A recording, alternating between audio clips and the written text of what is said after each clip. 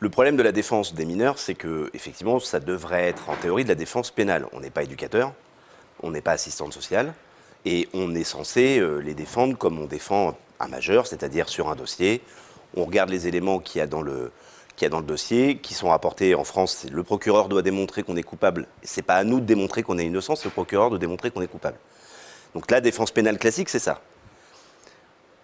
Moi, souvent, j'ai des mineurs qui ont nié les faits pendant leur garde à vue et qui arrivent dans le bureau du juge et qui les reconnaissent. Mon but, quand je défends un mineur, c'est pas de faire de la défense pénale pure. C'est aussi de les accompagner. Un mineur qui reconnaît les faits, en plus, va être un mineur qui va être jugé avec un peu plus de bienveillance par le juge ou par le tribunal. Et donc, quand je dis ça à mes confrères pénalistes, ils me traitent de fou furieux et ils me disent « mais c'est pas ça qu'un avocat doit faire ». Et effectivement, plus on fait de la défense de mineurs, plus on est sensibilisé à leur situation, à la précarité de leur situation, et on essaye donc de les aider. Et moi, j'estime que c'est mon devoir, pas seulement de les défendre sur un dossier, c'est aussi de les défendre par rapport à leur situation. Alors c'est vrai que pour les majeurs, c'est vrai aussi, mais dans une très très moindre mesure.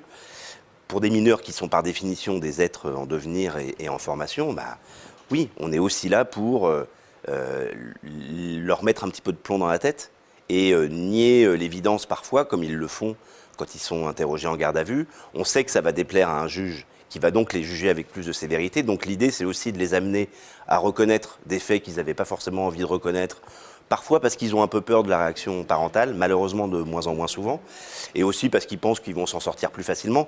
Voilà, du coup, on fait un peu de l'éducatif en plus de la défense pure, mais encore une fois, uniquement dans le but de leur permettre d'avoir un traitement judiciaire par le juge ou par le tribunal qui sera le moins sévère possible.